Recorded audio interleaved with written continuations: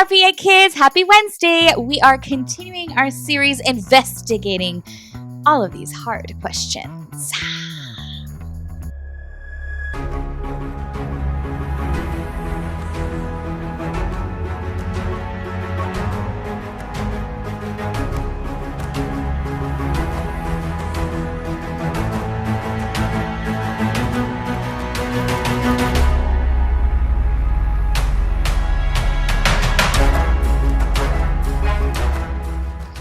Today, we're going to be talking about the story of Jonah. And I'm pretty sure you all know what this story is all about.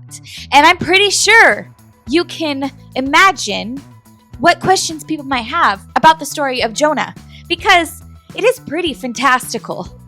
It's crazy almost to imagine or, to read this and be like, did this really happen?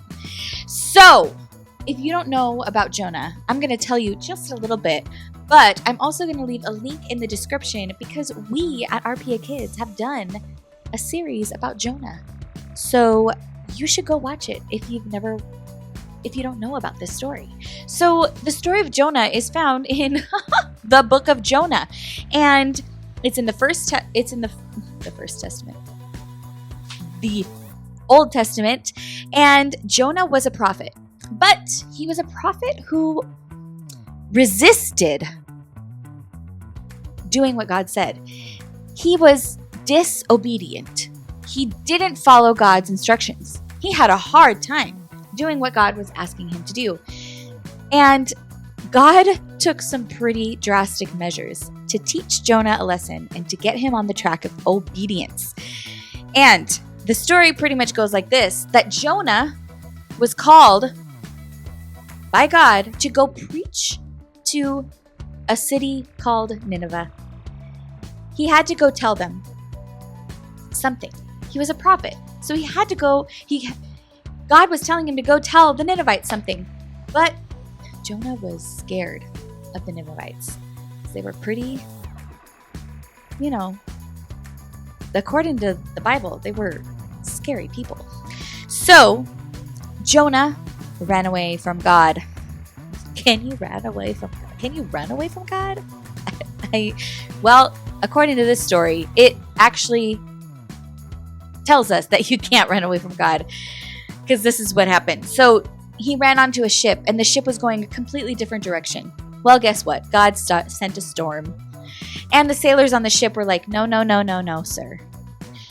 We're in this storm because of you. They figured it out. I guess they threw dice or something. They figured it out that Jonah was the one. And Jonah then ended up saying, it's me. Throw me overboard and the storm will stop.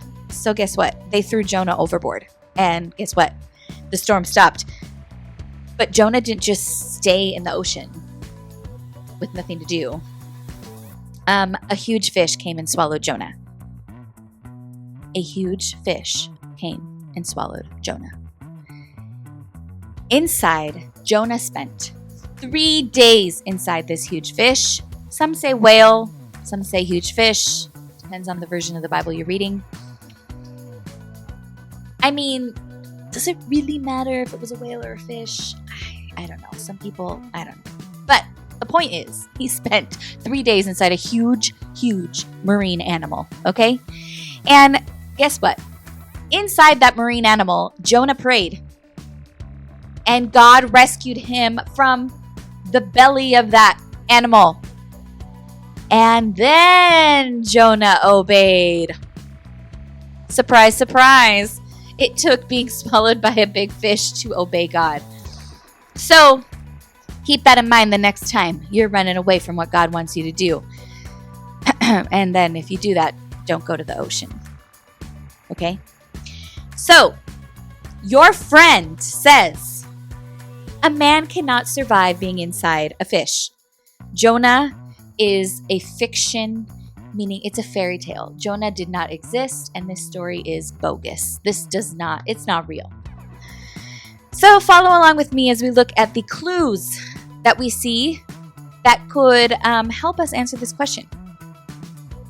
Let's go. Clue number 1. Large sea animals do exist. sea animals that are large enough to swallow humans. It is true.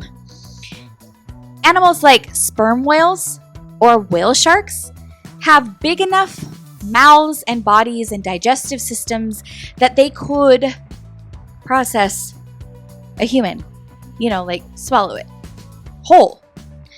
And have been several documented cases of people surviving being swallowed by whales and being inside of whales.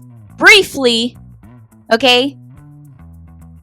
I don't have access to any of those documented cases, but it's true. Now, if we're talking about how many days Jonah spent in there was 3, don't you think God is powerful enough to keep Jonah alive inside a whale if he wanted to? Even if scientifically he couldn't have survived the digestive acids and other things that are inside an animal like that? Hello, yes he could. Clue number 2. Jesus said that Jonah was real. Jesus compared his own resurrection to Jonah spending 3 days inside a fish. And we see that in Matthew 12:40. Jesus treated Jonah as a real historical person. Why would Jesus have mentioned Jonah if it wasn't a real story? That wouldn't make sense, right? Clue number 3. Nineveh was a real place. We know this because archaeologists, yes, there's our archaeologists again, they actually dug out and found remains of Nineveh. And guess where it's found? In today's language, it's Iraq. They found Nineveh in Iraq. So real locations mean real history. So what does all of this mean? Well, it means that if Jonah is real, God can do miracles, right? And Jesus compares his own resurrection to Jonah's story. The thing that happened to Jonah in the whale or the big fish or the marine animal. You know what I'm saying? And so that means Jesus' resurrection is true as well. So sure, the story is pretty fantastic. It's pretty crazy. It's pretty out there. But just because it's out there doesn't mean that it's not true, right?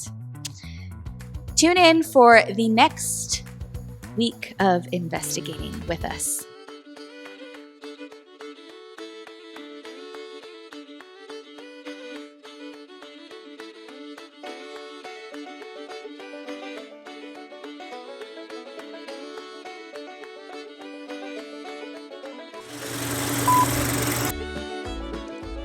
Several documents. Sorry. There.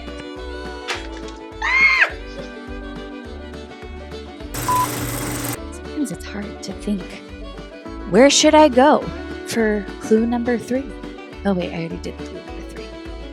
I don't know. Where should I go? Where should I do the next clip? I'm always trying to find new places. Help me! What does all of this mean, my friends? What it means is, hold on, let me see what it means. Never mind. Jesus compares his own resurrection to Judah, and